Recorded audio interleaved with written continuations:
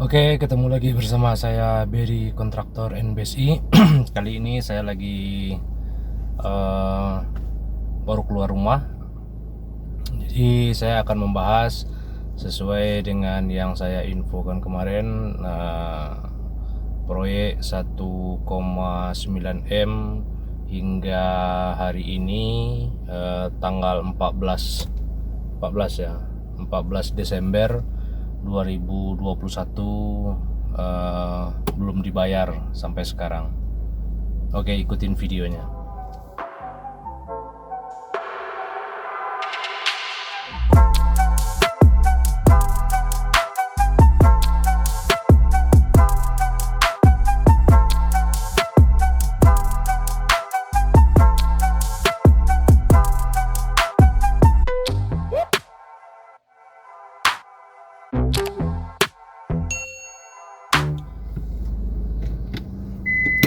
Jadi kenapa saya bercerita tentang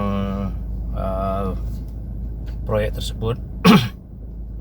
Banyak di antara pemborong dan para kontraktor itu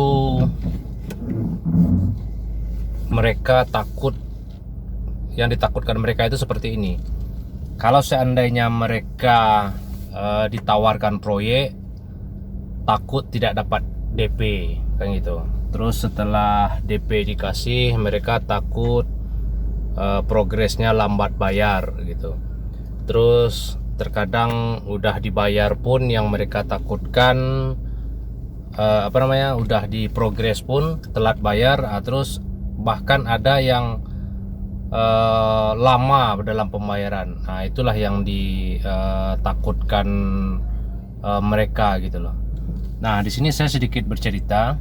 Saya dapat proyek kemarin itu, pengecoran rigid 1,5 M. Nah, bisa lihat di video-video saya yang lain. Saya pernah upload itu proyek 1,5 M saat corona, proyek yang berjalan di saat corona. Alhamdulillah saya upload video tersebut. Yang saya banggakan adalah ya lumayan dapat proyek besar. Setelah saya hitung-hitung ada profit sekitaran 300 sampai 400 jutaan gitu lah.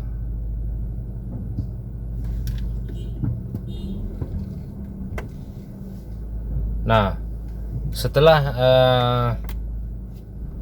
saya mendapatkan proyek tersebut, sebenarnya proyek itu saya join sama teman gitu loh.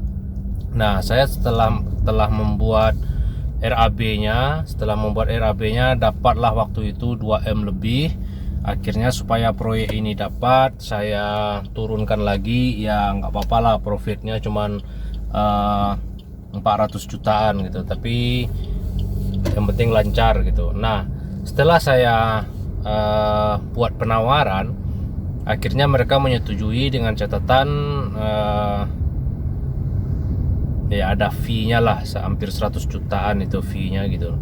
Nah, saya akan keluarkan fee itu kalau seandainya DP udah dibayar. Nah, saya join sama teman. Terkadang bukannya kita tidak percaya sama teman, banyak kok teman yang di masa sekarang itu yang sistemnya menusuk dari belakang, pengkhianat itu ada. Makanya dari dulu saya sebenarnya bukan tidak percaya teman, bukannya saya nggak mau join. Hal-hal seperti inilah yang saya takutkan gitu loh. Nah, kebetulan teman yang yang join ini dia udah lebih senior daripada saya, ya mungkin seumuran bapak saya lah gitu kan. Nah, jadi saya menganggap ya mungkin nggak bakalan mungkin dia nipu kan gitu. Nah, setelah proyek ini dapat SPK-nya, PO-nya udah keluar, akhirnya keluarlah DP sebesar 35%. 35% dari 1,9 itu hampir 635 juta gitu. Nah, 635 juta ini seharusnya bisa di DP-kan untuk mendatangkan materialnya kan cuma dua aja itu kan, besi sama beton, ya begisting lah dikit gitu loh. Jadi untuk yang kecil-kecil kayak begisting, peralatan tukang, helm, sepatu, rompi, kacamata, pokoknya APD semua, triplek dan stek itu semua sudah saya datangkan dengan menggunakan sistem hutang. Tapi ujung-ujungnya saya bayar sendiri dengan duit saya gitu loh. Nah, dari DP yang 635 ini seharusnya bisa di DP kan ke beton separuh, di DP kan ke besi separuh gitu loh. Maksud saya seperti itu. Tapi saya nggak tahu karena masuk ke rekening teman tadi karena menggunakan perusahaan dia gitu loh. Nah, setelah masuk ke rekening dia, saya berharapnya seperti itu di DP kan. Ternyata akhir-akhir ini udah hampir berjalan lebih dari 8 bulanan gitu loh kan. Ternyata nggak di DP sama dia, dia fungsikan, dia pergunakan untuk keperluan lain ternyata gitu loh. Nah, saat proyek ini selesai, saya mendesak untuk pembayaran ya. Kalau seandainya nggak mau bayar, saya bawa parang lah ke sana gitu loh, mau tak kasusan lah gitu ya, saking jengkelnya karena kita udah menunggu beberapa lama gitu loh. Nah, ternyata DP yang udah dikasih itu ternyata si owner juga telah membayar hampir 600 jutaan lagi gitu loh. Jadi secara total udah 1,3 M itu udah dibayar ternyata. Tapi saya tidak tahu sama sekali gitu loh. Nggak tahu sama sekali udah dibayar 1,3. Yang separuhnya ini dibayarkan ke beton separuh, ke besi separuh, dan ternyata di beton itu masih ada utang sama besi sekitaran 599 juta gitu loh. Nah, tagihan atau termin yang sisa di sana itu sisanya cuma kalau nggak salah hampir 600 tambah adendum pekerjaan 30 juta, hampir 600 jutaan lah gitu kan. Nah, 600 jutaan dikurang beton tadi apa namanya utang beton tadi 599, ya habis lah barang ini, sisa 1 juta aja gitu loh. Terus saya ini dibayar pakai apa? Sedangkan saya udah mengeluarkan 25 juta sama 16 juta untuk beli material. Emang sih beliau itu pernah transfer ke saya 40 jutaan, tapi itu untuk bayar tukang. Untuk bayar tukang, itu pun tukang yang saya cari dia sendiri dapat 25.000 harganya per meter, dan saya dapat harga tukang 14.000 per meter untuk upahnya pengerjaan tersebut gitu loh. Nah, akhirnya si mandor ini otomatis kan marah-marah ke saya karena pembayarannya itu lambat apalah ini. Dan saya juga bilang, saya ada mengerjakan proyek ini sama tim, ini tim saya, ini rekan kerja saya, dan perusahaan yang dipakai perusahaan dia. Cobalah Bapak ngomong baik-baik sama dia. Dan tapi lumayan lama juga dia ndak bayar karena kesulitan keuangan. Tapi alhamdulillah si mandornya sekarang udah lunas. Tapi lunasnya itu dibarter lagi sama material yang pernah saya supply ke tukang ini. Jadi saya pernah supply semen sama pintu untuk keperluan si mandor tadi. Nah, bahasanya sama teman saya ini kan udah saya bayar dengan menggunakan material tersebut gitu loh. Kalau seandainya ngomongnya seperti itu, terus material saya ini yang bayar siapa gitu loh? Saya lagi gitu loh. Sedangkan saya di sini belum dibayar sama sekali gitu loh. Saya sebenarnya nggak mulu-mulu, istilahnya ya oke lah, mungkin karena kerakusan dia gitu kan. Dia dapat proyek profit 400 juta, sebenarnya 470 juta, operasional 70 juta, sisa 400, dikasih aja saya cuma 100, untuk dia 300. Bagi saya itu udah senang gitu kan. Ya oke lah, karena dia yang mendapatkan proyek. Tapi proyek yang dia dapat itu kita kan ada ngasih fee ke orang yang bawa kan gitu. Tapi masalahnya ya sampai sekarang saya belum dibayar sama sekali. Kalau seandainya saya tuntut pun ke ownernya yang 600 juta itu, ya pastinya saya akan bayar ke toko material beton dulu untuk melunasi hutang itu, karena mereka udah mengeluarkan surat somasi dari notaris atau kuasa hukum mereka bahwa mereka belum bayar menggunakan pasal berapa saya nggak tahu. Pasal yang digunakan itu otomatis penipuan gitu loh. Kalau seandainya hutang piutang dari, setahu saya ya mungkin pengetahuan saya salah gitu kan, hutang piutang dari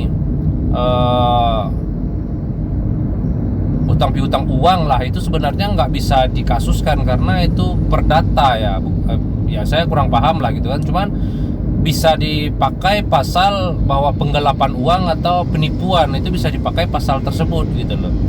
Itu yang tahu orang notaris lah atau orang hukum lah gitu kan, karena saya juga bukan orang hukum, tapi saya tahu saya memang seperti itu. Nah, kalau seandainya duit itu dibayar sama ownernya, yang itu pasti dibayarkan dulu ke betonnya tadi yang masih ada utang 599. Nah, terus saya kerja ini ngapain gitu loh? Jika seandainya saya tahu seperti itu, ngapain saya bakalan ngerjain proyek tersebut gitu loh. Ini padahal hari-hari saya ngawasin di sana, ngatur pekerjaan, buat penawaran, cari material gitu kan. Tapi ya seperti itu gitu loh. Waduh, ini terkadang bukannya kita nggak percaya sama kawan, tapi kawan sendiri terkadang seperti itu. Kita demi kawan, tapi kawan demikian gitu loh. Nah, itulah yang membuat saya terkadang agak sedikit jengkel proyek kalau seandainya gabung sama kawan itu gitu loh.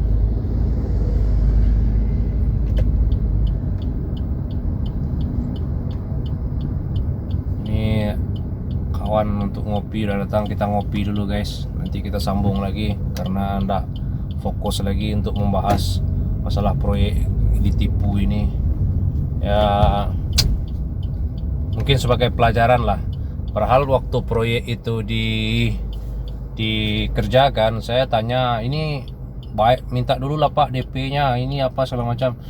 Ya pasti dibayar lah, kan dia orang kaya, dia orang ini. Kebetulan proyek itu yang ngerjain bos scrap gitu loh. Jadi mereka mau nyekrap kapal waktu itu. Jadi dari lingkungan hidup harus dialas dulu menggunakan beton atau dibikinkan paritnya supaya limbahnya itu tidak menyebar kemana-mana gitu. Nah kurang lebih seperti itulah teman-teman. Nanti saya akan ceritakan lagi kesusahan apa yang pernah saya alami di dunia proyek. Oke, sampai di sini dulu video saya kali ini. Ini ya boleh dikatakan curhat atau sakit hati apa boleh, cuman ya itulah yang pernah saya alami. Terkadang dunia proyek itu nggak selalu menyenangkan gitu. Makanya banyak di sosial media kayak di Facebook kayak apa, tukang banyak yang nggak dibayar, tukang ditipu sama mandor ditipu sama kontraktor. Ya hal seperti inilah yang sering terjadi. Tapi di sini saya tidak pernah menipu tukang, tidak pernah menipu pekerja, karena itu sudah menjadi tanggung jawab saya, dan semua kebutuhan hak-hak mereka itu saya bayarkan, kewajiban mereka juga telah mereka kerjakan, dan